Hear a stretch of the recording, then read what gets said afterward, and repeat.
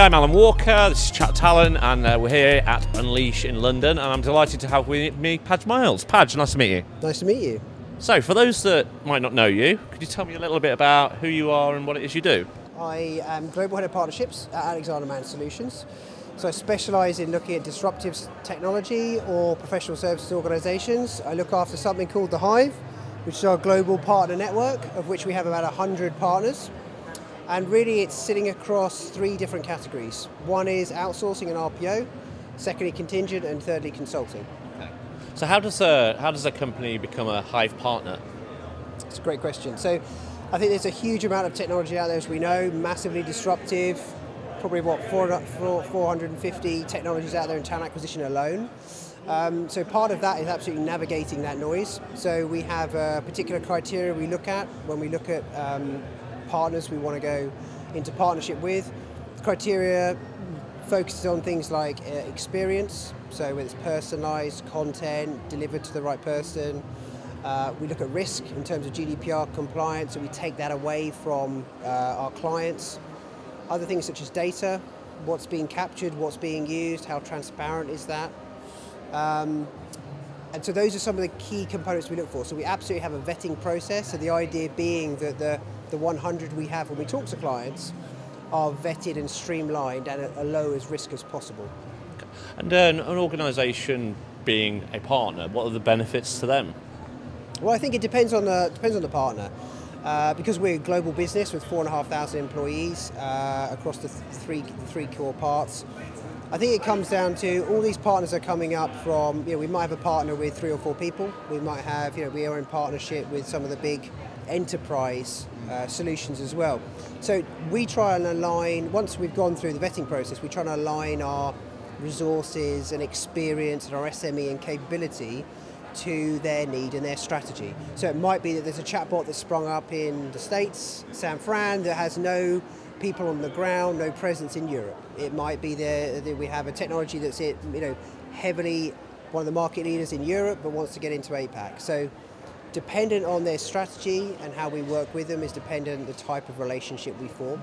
Out of those 100 partners, about 20 to 25 of them, we actually have internal capability to deploy that technology as well. So it's great from a client point of view, actually speaking to someone who's delivered the technology versus, read the brochure, had a look at a demo. And what's your interest in Unleash? Why are you here?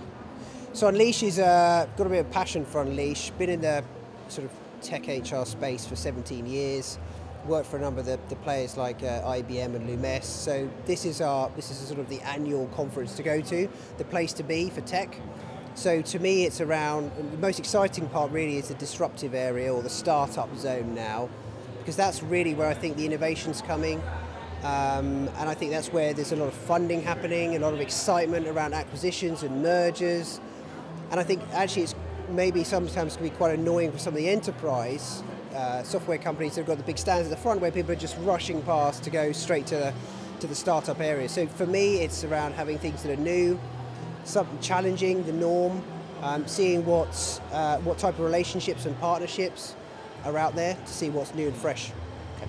And I'm guessing in that partner network you've got a moment of 100 different technologies. There's probably more of certain types than there are of others. Are there any gaps you're looking to fill, or stuff you've seen today that you're thinking actually they're a good contender, without necessarily mentioning brands, but type of technology? It's a really good question, because I think there is what platforms are of interest versus what will be bought.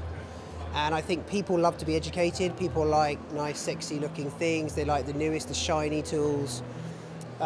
So what I'm seeing is a lot of interest in CRM, a lot of interest in sort of CRM, TRM, a lot of interest in the rush to the platform.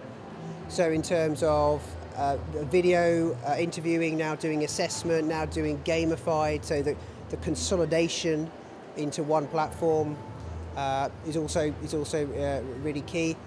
I think there's a huge amount, as you'd expect, of AI and chatbots, but the difference between one type of AI and another is huge and vast. And I think that's the whole point of navigating sort of what is AI, and actually, is that AI going to help me as a business, or is it just a fad, a name, a buzzword? Or is it even AI? Or is it even AI? I have seen a lot of these AI tools which are, not AI, but I think, especially with chatbots, that's another classic one which is talked a lot about.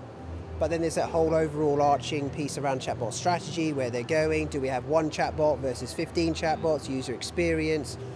So I think traditionally still bread and butter applications is what's being transacted and purchased. So your ATSs, your CMS, your CRMs, sourcing tools, huge.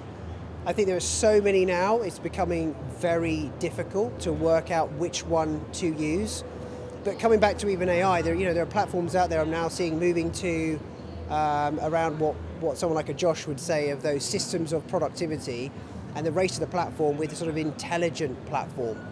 So AI not being purchased in sourcing and then attraction and then career development, but actually one underlying platform which does AI across the whole employee lifecycle versus multiple standalone offerings. And that makes sense. We're starting to see a few of the technology vendors coming together now, aren't we? We have the Jobvite and the Rollpoint, and two others whose names have completely escaped me, came together 2 or 3 weeks ago under the K2. Yeah, but 200 million Jobvite got. Yeah. And again, this is the rush to the platform of they know they'll be successful, but not as successful as a standalone ATS. Yeah. They now need to broaden, and as their client demands. And I think one of the biggest challenges I'm seeing is organizations, on one hand, they want to simplify their tech stack.